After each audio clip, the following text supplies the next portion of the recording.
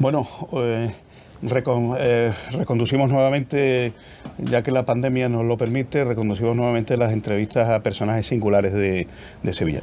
Hoy tenemos aquí con nosotros a una persona que está significando muchísimo, muchísimo en Sevilla, porque además ha llegado en el momento oportuno, aquello que decían como el aceite a la ensalada, ha llegado en el momento del centenario de Tablada aquí en Sevilla, con lo que Tablada ha significado para Sevilla. Estamos hablando del general de división, don Enrique Biosca.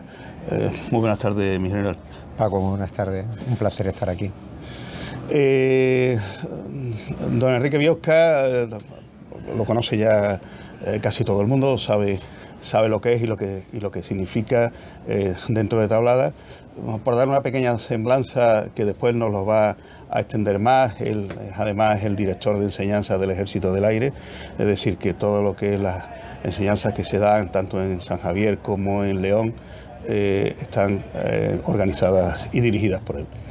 Enrique, cuéntanos un poco cómo es tu trayectoria. Yo sé que tú eres ceutí. Sí. Bueno, cuéntanos, ¿por qué naces tú en Ceuta? Bueno, la historia es larga, tenemos que acortarla, depende del tiempo que contemos. Gracias por introducirme a la categoría de singulares. No sé si eso es bueno o es malo, pero... Siempre bueno. Me alegro. Nada, efectivamente soy norteafricano, nacido en Ceuta, año 1960, casado con dos hijos ingenieros. Y bueno, yo quería ser astronauta. Un aficionado a la novela de ciencia ficción, a los cómics, hice mis pinitos dibujando historietas en el instituto. Yo quería ser astronauta y equivoqué la generación. Fui demasiado tarde, demasiado joven para morir, demasiado viejo para el rock and roll. Y entonces tuve la posibilidad de presentarme al ingreso a la Academia General del Aire, que era lo más próximo, lo más parecido a ser astronauta. Y ahí me vi, yo soy natural de Ceuta, donde la presencia del Ejército del Aire es cero. Somos 4 ovejas negras que entramos en San Javier. Y efectivamente del año 77 en el selectivo en Armilla, 79 en la Academia, 83 salí, me fui a hacer el curso de transporte a Salamanca y a partir de ese momento mis huesos dieron con Jerez. Me vine de donde he estado prácticamente volando toda mi vida operativa en Jerez, en el P3 Orión, persiguiendo submarinos en la época de la Guerra Fría. Hay muchas historietas para contar, pero eso para otro día. Y submarinos soviéticos, rusos. Claro, aquellos que circulaban en el Mediterráneo. Claro, pasaban todos los meses, uno entraba y otro salía. Finalmente en el año 89, 98, curso de Estado Mayor, ya me fui a Madrid y ya nos aposentamos en Madrid. Ahí he estado en el Estado Mayor del Aire, hice el curso navegante en Estados Unidos mientras era piloto de Jerez, pero luego hice el curso de War College en Montgomery, en Alabama, la tierra de Forrest Gump, precioso aquello. Y en experiencia internacional pues estuve en el Aerocuerpo durante 3 años y posteriormente fui jefe del ala 31 de transporte, volando los aviones Hércules que vamos a dar de baja. Es un mal signo el que se vayan dando de baja aviones que has volado tú. Significa que estamos mayores. En el año... Hombre, pero tú vas a durar mucho más con los aviones. Bueno, ascendí a general hace 7 años y ahora pues de brigada, me quedé en el Estado Mayor del Aire. Y hace 3 años y unos días el Estado Mayor, el jefe de Estado Mayor decidió que debía venir a ponerme al día con la enseñanza y desde entonces estoy aquí, desde el año 18, febrero del 18. El día 1 de febrero hicieron 3 años. Además, llevar la enseñanza del ejército, la verdad es que tiene que ser una misión interesante y exigente, ¿no? Sí, porque preparáis bueno, desde suboficiales a oficiales, pero aquellos oficiales que van después para alas es algo realmente muy exigente, ¿no? Es que hasta que no lo vives no te das cuenta de la responsabilidad que tienes. Estamos hablando de alrededor, te comentaba antes, alrededor de 3.000, 3.500 alumnos entre enseñanza de formación y de perfeccionamiento, oficiales, suboficiales y tropa, personal de tierra, mantenimiento, personal de vuelo, pilotos de caza, de transporte, de helicópteros. ahora de aviones no tripulados. Entonces es un abanico tan amplio de actitudes las que tenemos que encargarnos que realmente es complejo, y sobre todo porque estamos en un proceso ahora desde el año 2010 de adaptación al sistema educativo general. Entonces, antes la enseñanza militar se podría aplicar el símil de que era como la enseñanza, lo que la música militar, a la música, pues, pero no, la enseñanza militar siempre ha sido muy rigurosa, pero siguiendo unos estándares militares. Ahora los estándares son los estándares que marca el sistema educativo general, y esa adaptación se ha hecho en los últimos 10 años. Entonces, se hace una integración con el sistema educativo, ¿no? Sí, sí, ahora mismo el oficial de la academia estudia un grado de Ingeniería de Organización Industrial por la Universidad de Cartagena, la Politécnica de Cartagena, con un centro universitario de la defensa. El suboficial recibe distintos títulos dentro de formación profesional, título técnico superior, certificados. La Academia Básica del Aire está certificada para impartir esos títulos dentro del Ministerio de Educación. El personal de tropa va a empezar a recibir a partir de ya títulos de técnico medio a lo largo de su vida profesional. Lo que me imagino que todo esto, la pandemia habrá contribuido a formar un guirigay tremendo con el tema de enseñanza, pues será dificilísimo ahora tener tanta gente joven reunida, ¿no? Bueno, nosotros tenemos el mismo problema que tiene la Universidad de Sevilla y la Universidad Pablo Olavide, en el debate sobre presencialidad o no presencialidad online. Y la verdad es que desde el Ministerio, desde la Dirección General de Reclutamiento y Educación, Enseñanza Militar, se han dado bastantes herramientas. Hemos sido capaces de, en la primera oleada sí que hubo un confinamiento, al igual que la población, la ciudadanía tuvo un confinamiento completo durante varios meses, pero recuperamos la actividad aeronáutica, que era crítica porque llegaba a los plazos, el final de curso, y se recuperó la actividad aeronáutica con protocolos de seguridad, de sanidad muy estrictos, pero que funcionaron muy bien. No hubo contagio entre los alumnos que compartían cabina de vuelo con los pilotos o los instructores. Luego, la segunda ola, hemos tenido presencialidad casi completa, jugando con la flexibilidad esa de que cuando hay un foco o hay un riesgo, se pasaba online y los planes de estudio, las guías docentes ya estaban adaptadas, entonces los alumnos podían irse online a su habitación o a su casa y continuar la formación. Entonces, ha funcionado muy bien. La verdad que no estamos exentos de sustos. Ayer me daban uno en uno de los centros, porque se hace unas pruebas rutinarias de coronavirus y dan positivo, y un número de alumnos da positivo. Foco, aislamiento, online, los mecanismos han funcionado. Lo importante es eso, tener los protocolos ya establecidos, sí, y que sirvan para eso. Bueno, Enrique, llegas a Sevilla, a ver, cuéntanos, bueno, que tú has vivido en Jerez durante mucho tiempo y claro, para ti Sevilla no era tampoco nada raro, pero cuéntanos tu experiencia en Sevilla. Nosotros veníamos al Corte Inglés a comprar. Desde Jerez veníamos a comprar. Venías con frecuencia. Los niños se han hartado de correr pegado al río y dando paseo cerca de la Torre del Oro. No, la percepción que se tenía de Sevilla, desde Jerez, no es la misma que tenemos aquí. Se veía en la distancia y como...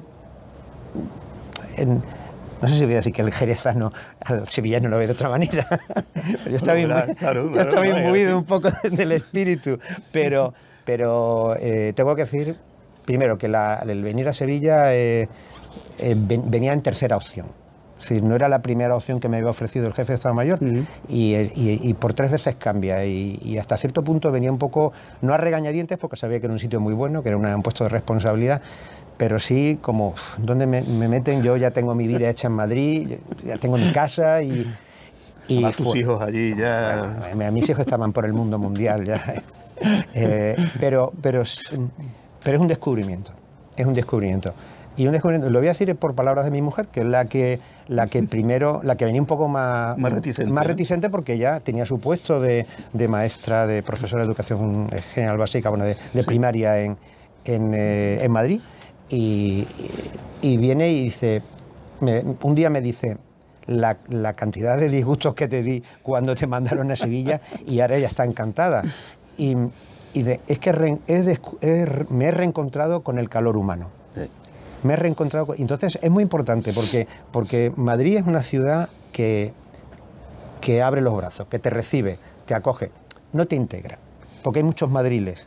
Hay mucho Madrid. Madrid es muy grande. Eso que tú has dicho es cierto. Yo he vivido durante un año en Madrid y lo que tú has dicho es absolutamente cierto. Es decir, Madrid, hay muchos Madrid dentro de Madrid. Es muy anónimo. Y exactamente, hay una multitud de gente y claro, no es lo mismo que aquí todo el mundo.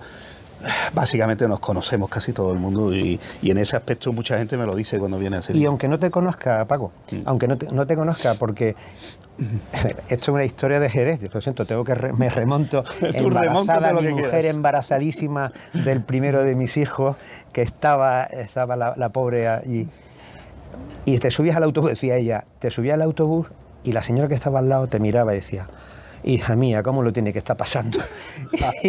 Y no sé, la gente no se cortaba. En Madrid no te dirigen la palabra. Sí, no, te puede... Mucho más frío. Es mucho, y aquí, sin embargo, pues... Aquí la gente entabla conversación con muchacha, que hay que ver la alergia, cómo se ha metido la alergia, que no está, y bueno, y es así, es así. Entonces, ese calor humano a ella le ha significado mucho. Porque ella ¿de dónde es nacida? Ella es también norteafricana, es de Melilla. Pero bueno. ella es hija de militar de ejército de tierra, de artillero. Bien. Que estaba acostumbrada. Pero mi padre era agente de seguro, atento, sí, o el pobre era agente de seguro. Yo sí que soy la oveja gris de la familia. Tú no tenías a quien argumentar que había salido por culpa de tu padre. En absoluto, en absoluto. Bueno, entonces tú llegas a Sevilla y te encuentras en un momento puntero, es decir, porque se celebra el momento del centenario de Tablada, es decir, lo que significa Tablada, porque yo, Tablada, como sevillano, recuerdo, es raro que tú hables y en alguna reunión no haya alguien que haya hecho la mili en Tablada, es decir, y eso establece una vinculación, porque todo el mundo te habla, pero claro, todo el mundo te habla de la mili, claro, la mili en Tablada, pues yo estaba no sé cuánto, yo estaba en la Greta, yo estaba no sé qué, y es raro que tú hables de no sé cuánto y digas, pues allí estaba el pabellón no sé qué, donde nos hacían no sé cuánto, no sé qué, bueno, que hay mucha yo eso no lo sabía. Pues hay muchísima vinculación. No lo sabía porque a Sevilla Tablada venía a los reconocimientos médicos. Cuando estaba, a mí me pasó reconocimiento Cariñano. Hombre, a mí me impresionó Cariñano. la pérdida de Cariñano, pero luego el recuperarlo en la sala histórica, el recuerdo que hay suyo, el instrumental, la foto, y me impresiona, porque a mí nos pasaba reconocimiento médico y veníamos solamente a eso. Y cuando vuelves al cabo de los años, de muchos años, de pronto te das cuenta que es un lugar especial. El centenario viene posteriormente. Antes de llegar al centenario es el taxista que te deja en la puerta del acuartelamiento y te dice lo que acabas de comentar. Yo hice la mili entablada. Cuando le dice, no, me lleva al fondo. Ah, ¿sí puede entrar? Entonces, sí, claro, puede entrar. Me lleva hasta el fondo, hasta la puerta de casa.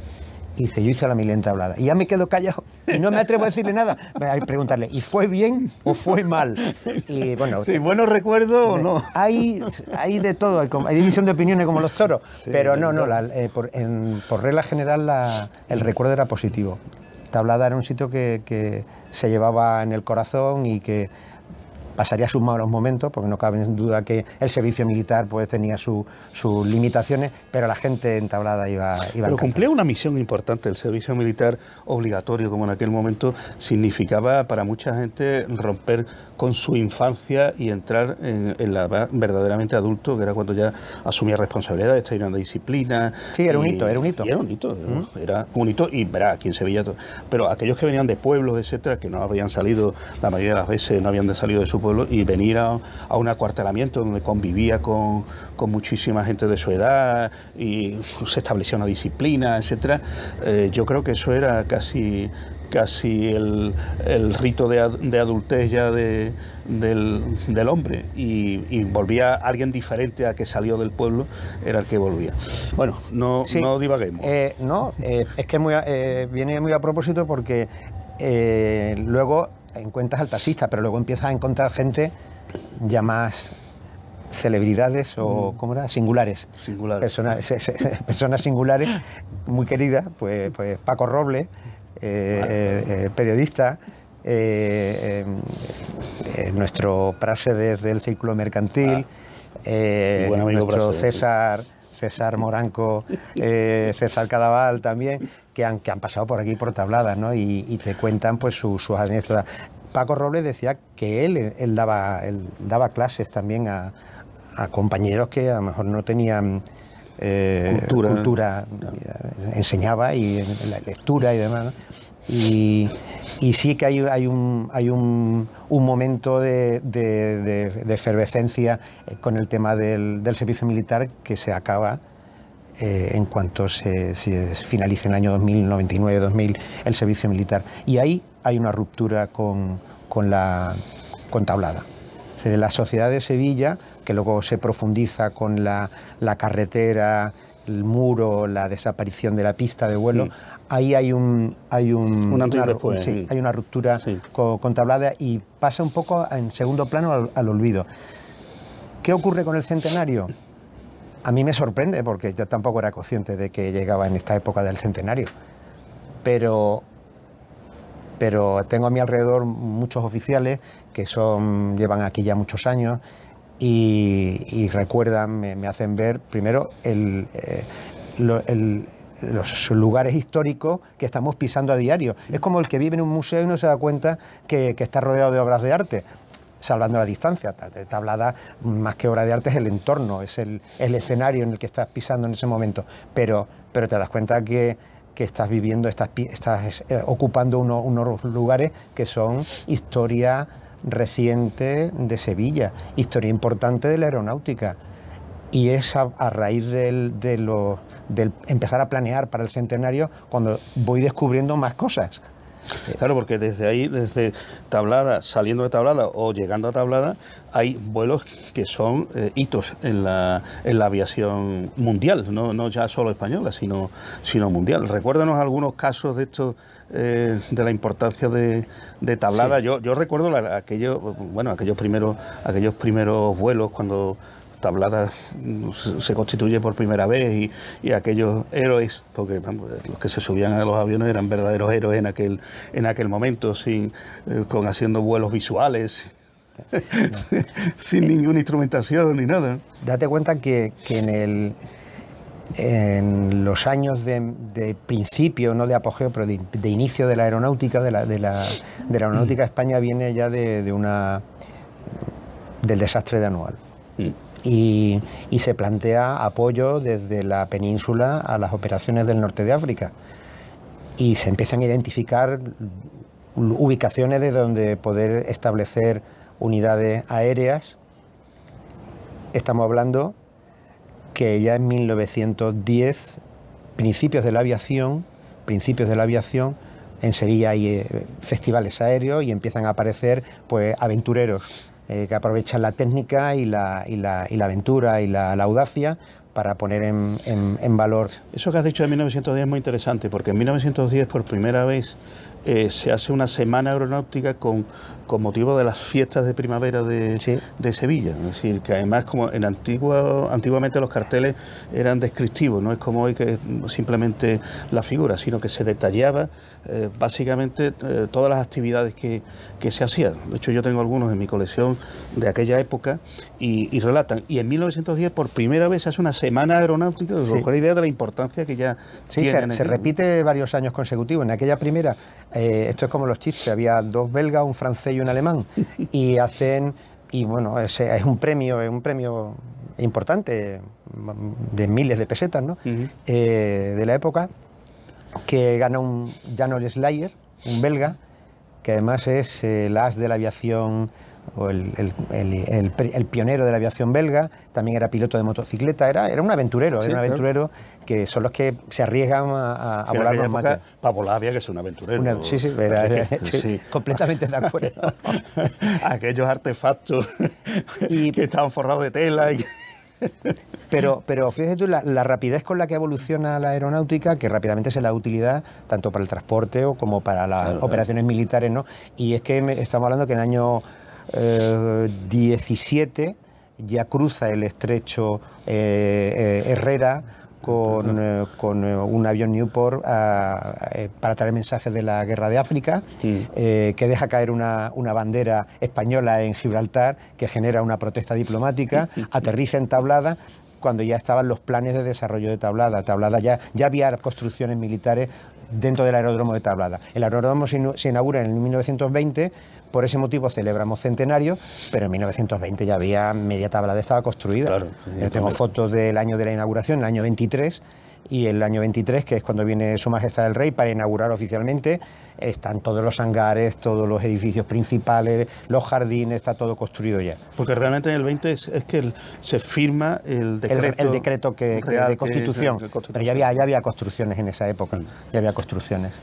Porque además la aeronáutica en Sevilla, aparte de las vinculaciones emocionales... Me has preguntado por vuelos tú. Es que, por eso, por vuelos, que no puede además ser. que hay vuelos muy importantes, soy disperso. Hay que dejar constancia. Soy disperso, ¿no? Hay una época muy brillante. Lo abre el Plus Ultra con el año 26, despegando de Huelva, de Palos, ¿no? Sí. Es un hidroavión. El riesgo que tenía era grande, pero al final si tienes una avería, pues amerizas y el mar te lo permite, y bueno, y es un gran logro. Es un hito en aquella época por la preparación del vuelo. Pero luego se quiere, en ese momento, el espíritu aeronáutico no se detiene ahí, empiezan a buscar nuevos retos, y es pasar con un avión, hacer una ruta parecida, pero hacerla con un avión de tren convencional, es decir, no un avión, no un hidroavión.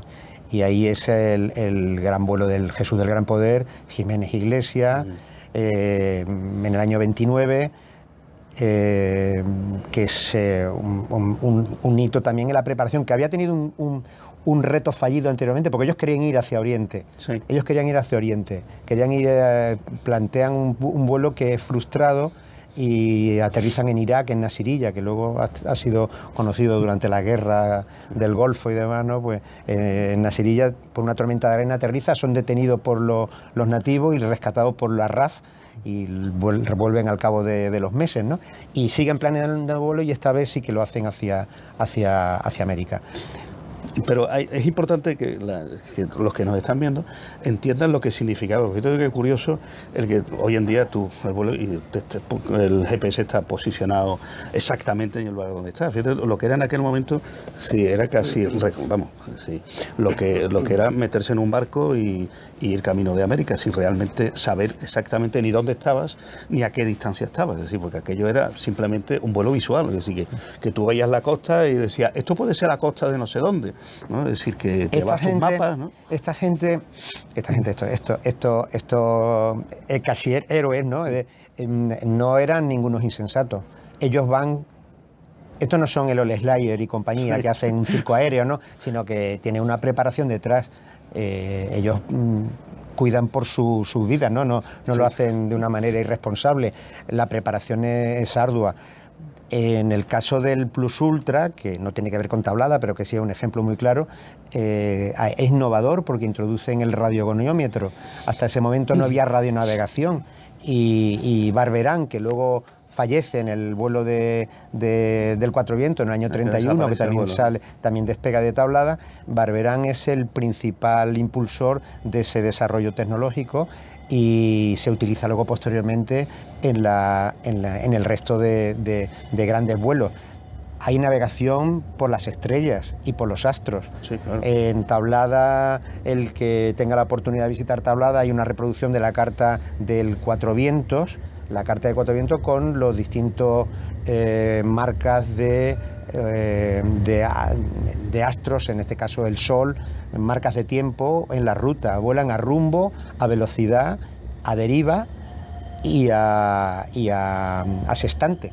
Claro. Aparte de pero señales. Había que ser un matemático para estar allí, había que ser un matemático. Sí, no, hay que hacerlo como aquellos antiguos barcos. En un espacio cerrado, con un sextante, que ya el sextante aéreo está desarrollado posteriormente, ya se evoluciona, pero en aquel momento un sextante básico con una brújula, un horizonte de nivel, que el que te da la referencia horizontal para mantenerla con respecto a algo. Y quiero también hacer referencia a una cosa muy importante, la primera ruta comercial que se establece, que es el origen de todo el vuelo comercial en España, que sale desde aquí, desde Sevilla, que se establece una ruta directamente con... Un Sevilla-Tánger, que lo que hace es una vez que tienes la herramienta, la pones en uso.